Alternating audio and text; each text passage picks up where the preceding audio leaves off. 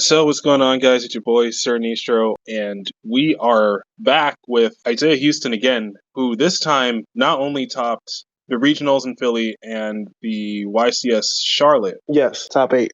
top 8 there, and now he's gotten top 16 at YCS Hartford using the brand new Archetype Therions mixed with Punk. So how are you just so good? Like, how do we get as consistent tops as you do?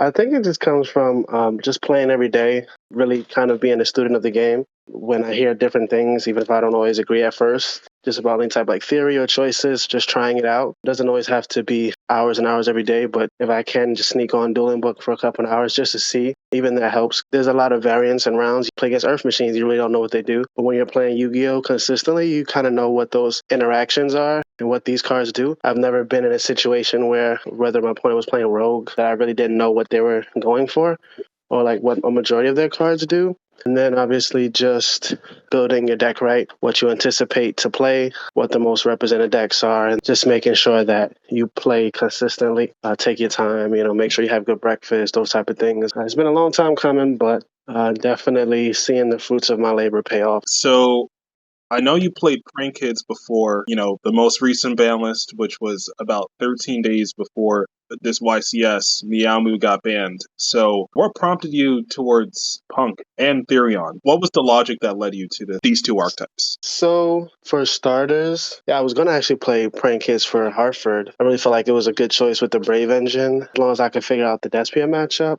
and it's something I'm already used to. Ban lists had prevented me from doing that.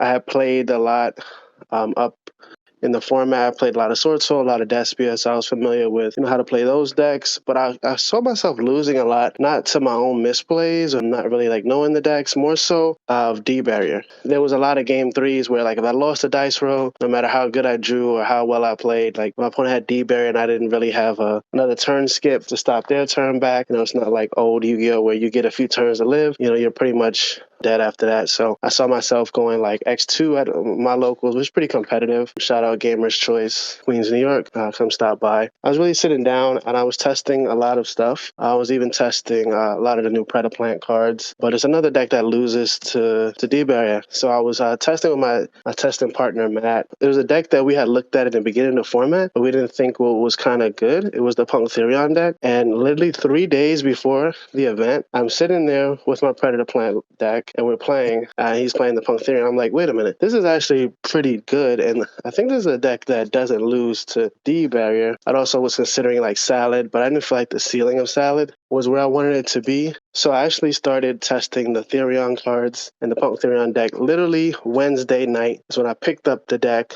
Shout out to everyone that lent me cards. I went to my friend's house, got the cards, started playing on Dueling Book nonstop, and obviously just decided on the deck, and it went pretty good. 3 days to master a whole new deck. It was pretty fun experience. I definitely don't want to do that again. It all came out worth it in the end, so I gave myself a chance to compete. Every time I got D-buried in the tournament, I just struck my shoulders because it didn't matter. I either OTK'd them, I either used Exceeds, I used Links to control the game. It was an egg one for them, so it was pretty good. So I actually went undefeated day one, 9-0.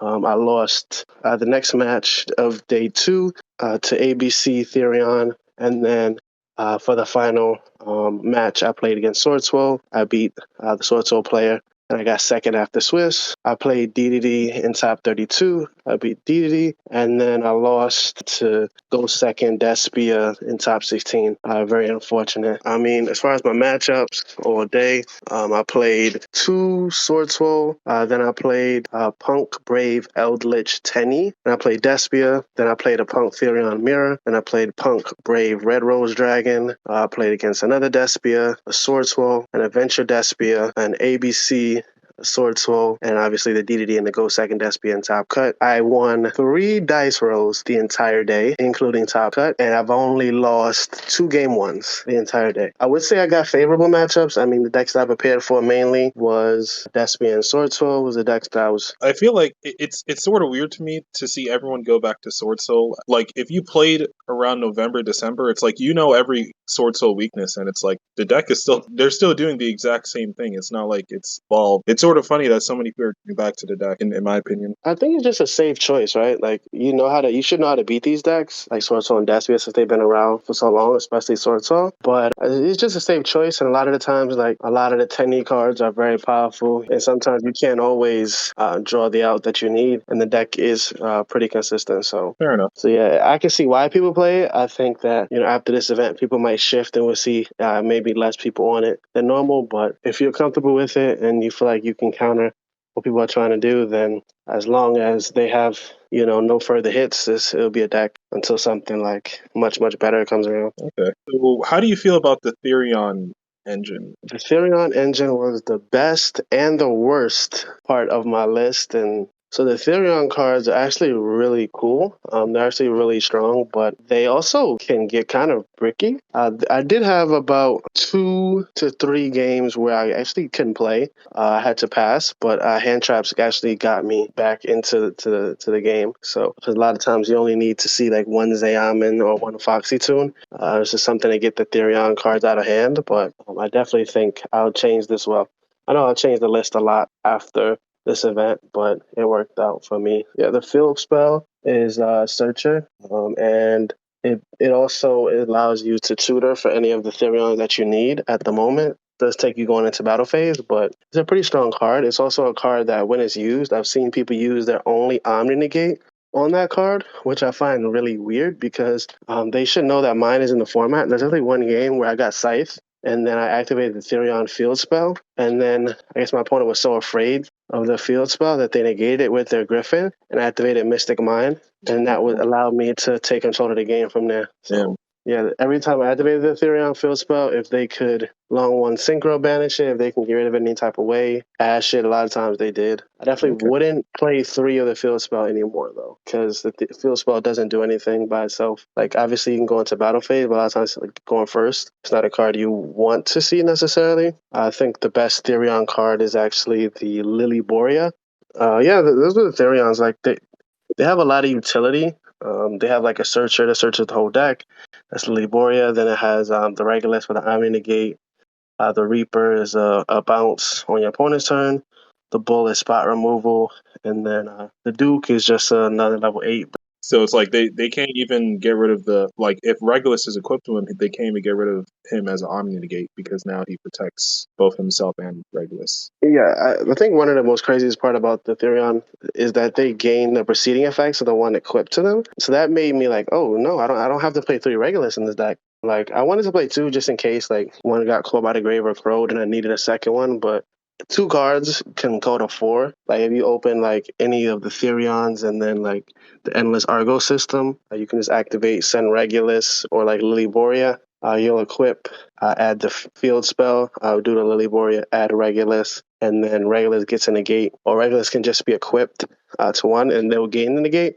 So there's time when I really wanted to play around droplets or imperm, I would have a Regulus on board, or I could steal my opponent's Regulus off a zombie vampire if they were playing it, and then have one Therion equipped with a Regulus. So even though they didn't give me 2 negates, it just meant that if they had to droplets 1, then I would still have a negate on the other one.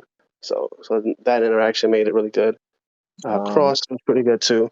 I just don't know if I want to continue to play that card going forward. I never bricked on it. I just know that this is a trap card that you kind of don't want to see in this type of format. I also think that the fact that it's both a Foolish Burial and the fact it could add back cards, like any Therion card in your grave, back to your hand, including the field spell, you can really optimize your ratios with a card like this. So yeah, other than that, so how do you feel about the Punk? I know Deer Note was pretty much what I was waiting for to, and like I knew like once Deer Note came out, Punk would be something significant. I didn't expect it to be this, but I knew Deer Note was pretty crazy. So how did the Punks perform? The punks were really good. I played this 3 Almond, the 3 Foxy Tune. Since I'm over 40, I wanted to see Almond as much as possible. So I played the 3 Ogre Dance. It also gives you a dark in the graveyard without having to use Zombie Vampire. Summon back your Chaos Ruler if you need to. Also, Deer Note. as a one-off. I was testing two, not in this build, but in other like punk versions, and it was fine. But one was okay for the tournament. So there's a lot of times where you think that it may conflict if you have like Zayamin and Ogre Dance, but a lot of times that's actually cool because what people will do is if they don't hit the Almond, they will wait for the Foxy tune. So if you have Ogre Dance already in hand, you can Zayamin add Deer Note, or if you have Deer Note in hand, you can Zayamin add Ogre Dance, and then that plays around Ash because you can use Deer Note's second effect to summon the itself and pitching the Ogre Dance. So I did that a lot to play around Ash. And then the Fusion Fusion was pretty good too. Yeah.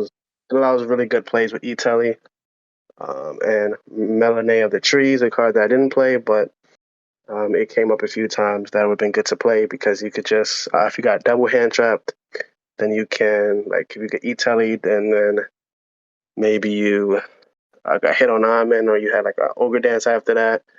You can summon that and go for Fusion. If they hit again, then you can go for Melanay. So there's a lot of times that came up and to get a Therion card out of hand, but not enough where it cost me anything.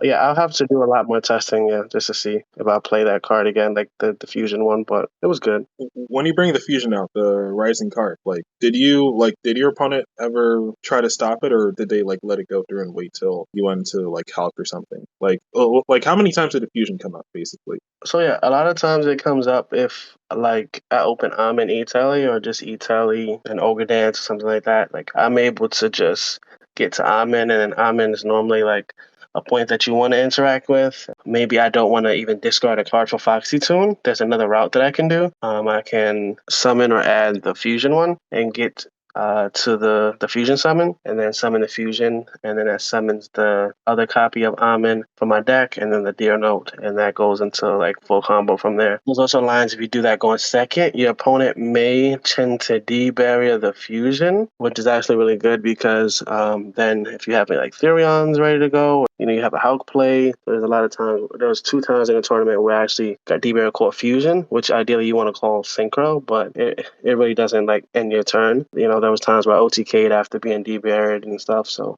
And especially the fact you synchro during your opponent's turn as well. It's like could wait to synchro, especially if you summon Hulk. And then I think I did that once in the tournament. when Punk first came out, people were theorizing with guarding Chimera because play Patchwork, you play one of the edge imps, and then because of Deer Note, which again wasn't out yet, but it was just the theory at the time. You go into the Rising Carp, and then you do all this shit with Hulk, and then going second because you're playing Patchwork and Polymerization, you could just straight up fuse into Guarding Chimera, or you can fuse into your Rising Carp because it's just any two punks. So it's like it was really good for either going first or going second, but it was like because Punk before was just a Hulk deck, it was a lot harder to make it optimal. But now it's like we just have so many more options here because of Therions and splashable engines that it's pretty how Punk is evolved in my opinion. Yeah, that would be a good thing to try out. Like even like a poly able to get the Therions out of hand so you can continue to use them. So now we got hand traps. Anything you want to say about hand traps? I played a lot of Sword Soul and not as much Despia. So my Crow won me the Despia games, but I don't know if I'll continue to main Crow or even play Crow because against everything else, it was just immediately sided out. The Veilers were really good. There's a lot of lines where Veiler came up to just summon from deck off House within the combo. Ash, obviously, just being a generic hand trap, put in work as well. There was some situation where I had more hand traps, but I think it was fine. I was probably like maybe tailor the deck down from 45. And I played the one jet synchron for the combo, and then to OTK as well. Hold on a second. If you have two bodies, it can turn into a Link 4 if you have a card in hand. Then obviously Call by the Grave. Never playing without that card in the deck. Terraforming, Rotation at Mine. I didn't want to play 3 Mine just because I don't feel like Mine is always good to see going first. I don't want to open that card ever. Going second, you still play 3 copies of it with the set rotation, Terraforming, and Mine itself. Maybe I would probably like bump it up to 2 at most to give myself more room in the side and everything, but I think it was fine at where is that. I mean, I don't think it was the most optimal list, but I think given the time I had to prepare it and just actually playing the tournament. I played it very well. So those 3 days that I had to test and just get ready was very helpful. A side deck probably was the worst part of my deck, but given the matchups that I had, I think side deck was fine for the event. Definitely would change a little bit. The night before, I was actually considering playing one of two go first cards, either Cross Out or Blizzard, but I decided that my deck was strong going first, that I didn't really need any of those cards, and I just decided to went with the Gamma package. Being a YCS, I thought it was something like a hand trap that was good into any matchup. Even in the Flundereese matchup, it was always live through Shifter. Depending if you had like another hand trap in your hand, like Ash or Veiler, you could even choose to hit the Shifter with the Gamma and then hand trap them again, and then that may impede their combo, and then that lets you play on the Shifter. The one nib, didn't really see it. Wanted to play more, probably should have played more. It didn't really come up a lot either. Gamma was fine into the Sword Soul matchup, removing the body as well, being able to hit the long one in hand. So I think Gamma is definitely something I want to incorporate for the main side in the future. Probably try to fit in main if I can tweak a lot of the ratios down and just make the deck very consistent. And also, when you get hand trapped, having a level 2 tutoring deck helps with the combo. Yeah, because you can still, in theory, summon it off Hulk and then Hulk into Formula and then still be able to go into Calamity. Yes, yeah. You just don't have the hot red. Yeah, and then Nibiru's Nibiru, Feather Duster, two more Mystic Minds just because I did anticipate the mirror and I just wanted a card two against Despia that can win me a game. Like if they didn't see mine game one, then that's something I can put in game two. They probably won't side in back row hate, even though I think one player actually did side in back row hate, interestingly enough, against me one time. If I win dice roll, I choose to go first anyway against Despia because Calamities is so strong. And then the three Dark Ruler, just another card that beats the Scythe decks, beats the mirror match. You don't really need to OTK them. You can kind of just take control of the game by cutting off all of their monsters. Also, a card that works onto Flundereese. It can stop the statue and allow you to play. I didn't have any chainables. I wish I had some chainables, but I mean, if they have Inside Spell and a board anyway, I don't think that I'm winning that game regardless of whether I have that because they might have the Omni Gate to go along with it. So Lightning Storm was fine. It's a good tool. If there's any matchup that I want to put first, like I said, if I ran into any Strike Striker players, it just gives me a way to clear their back row and then set up a negate to try to play through whatever they may have in hand. And one red reboot just is like a generic catch-all kind of card. You know, red reboot's understandable. What about your extra deck? And with Calamities and a lot of the games going second, you win with Punisher. Sword Soul, a lot of the times they burn you for a lot, anywhere from 24 to 36 with the long one synchro. You also pay with some of the punk cards, and that gets you down to like you can kind of manipulate it to get you down enough where you can kill them. Or the Amazing Dragon Synchro came up a few times. Also, the effect to special summon a punk from grave helped me extend. I did that a few times on my turn. Barone being another Omni Gate you could set up pretty easily. You do play some sevens. You do play some twos and eights. Hot Red. It won me a few games. Won me a lot of games. I'll have to see if there's something worth playing outside of it. The reason I wanted to play it was it means my opponent have to drop this for 3, but I'm trying to see is like having one less negate means they only drop us for 2 sometimes. Does like that matter if I pitch an extra card from my hand? Because if you do it that way, you end on Regulus, Jet, Hot Red, Fiber most of the time, and you have to pitch a card from your hand for Jet. So I'm trying to just see if that one card matters. A lot of times it didn't, but depending on how well my opponent draws and what they draw, maybe it's just better to just keep a hand trap in hand. Since a lot of times they can't really OTK you if you have the field up anyway. So that's just something I have to do in more testing. And then Chaos Ruler and Formula, really good cards all day. Zeus came up once. I don't know if I'll play it. Again, came up once with mine. Vampire Zombie, best card. Either you mill a tuner and summon it to send, or you mill an Ash or a Veiler off your opponent, and you summon it and you continue to combo. Summoned Titanic Galaxy once. This is the only card that actually can beat mine in your deck besides Baron. So games 3 is a lot of times you might make that instead of going Calamities, especially since I didn't play like any of like the cross out or blizzards that I wanted to play. Who knows? I might cut that and start siding those moving forward. So the Dingir suit came at one time. I might cut that. I just wanted non-targeting removal in my extra deck. And then the one Rising Carp. So the extra deck was solid. Honorable mentions would be like the Melee of the Trees, came up sometimes, and then maybe tweaking around with what other utility exceeds and links I can play. I know you just mentioned Blizzard. Can we go back to what you just said about Blizzard? Yes. So Blizzard is a quick play spell card, and what it does, you target one face-up spell your opponent controls. This turn negate the activated effects of that spell and all spells on the field with the same original name. And if the targeted card be sent to the opponent's graveyard this turn, it is added to the hand instead. You can activate one Blizzard per turn. So it's a card that you can kind of play to hit like Branded in Red. You can kind of hit to like against Thunderreese Map. It's a card that is a card that you can set that actually just works against any spell like Pot of Desires, like Droplets, Dark Will No More, Emergence. It's just really strong. You thought it was a good pick this format, or like? I thought it was a good tech choice, depending on what you expected and what you were trying to do. Like if I don't play Crow, I definitely want something strong still into the Despia matchup. I really didn't feel like Droplets was a solid card, right? Because a lot of the times I would have the Droplets for 2 to 3 to stop my opponent, and they may have a hand trap to kind of stop my 1 to 2 plays, and that might not be enough to get me there. So I'd rather give them the extra turn guaranteed and then play Ruler, where I know I'm only investing 1 card into stopping multiple interruptions. But yeah, I'll just have to do more testing because Droplets does like let you get Therions out of hand. Works really nice with spell cards. Pushes mine through as well. So that was a profile. Now I'm just getting ready for Nats. Nats in Chicago. I'll definitely be ready. And when is Nats? July 15th through 17th. Looking to go 3 for 3 at Premier Events right now. So I'll be on this Discord, the Ground Game Discord, starting this Sunday, like just on Sunday, maybe like 12 to 1, just like play testing. Discord link will be below. You can hop on Discord, Theory, watch me play some DB, ask me anything you want, and I'll definitely look forward to the next event. Shout outs to my team, Big Apple Gaming. Shout out to everyone that helped me play test, everyone that rooted for me throughout the entire tournament, instilled more confidence in me just to do well and continue to do well at these events. It's been amazing so far this season, this year. So just looking to get that first win now.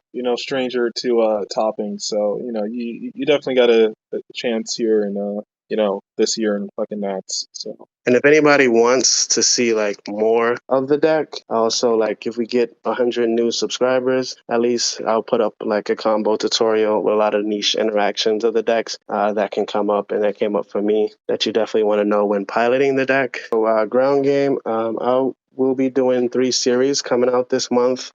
Perfect Game, which is tailor-made for a lot of the competitive players, really focusing on key elements, making sure that people learn a lot of the niche interactions that can really cost you from bubbling the tournament and actually topping the event. You'll be the one hosting a perfect game, actually. You'll be the one commentating over it. Yes, I'll be the one hosting, commentating that. We have a few other cool series as well, Mind Crush and New Journey. For people that's really into theory and there's people really into like rogue decks and making them competitive. A lot to come from Ground Game as well. So yeah, Ground Game, new YouTube channel for for Yu-Gi-Oh players. We're planning to make it a bit different. So come through, see what's up, and if you like what you see, definitely hit that subscribe button. We plan to get videos out sometime within the next few weeks, but we will. But once the ball gets rolling, I'm sure people will see our vision just by the content. Is there anything else you like to add about Therion or Punk, or just how you felt about the deck as a whole? Do you think you're going to continue playing this build? I'll continue experimenting with Punks, maybe adding adventures or just working on Punk Therion itself. But nothing more to say. So again, this was Isaiah Houston, member of Ground Game, member of Big Apple Gaming, doing big things out here in the community. All the everything that we mentioned, all the links will be below. Hope you guys enjoyed. We'll catch you guys on the next one. Stand your ground.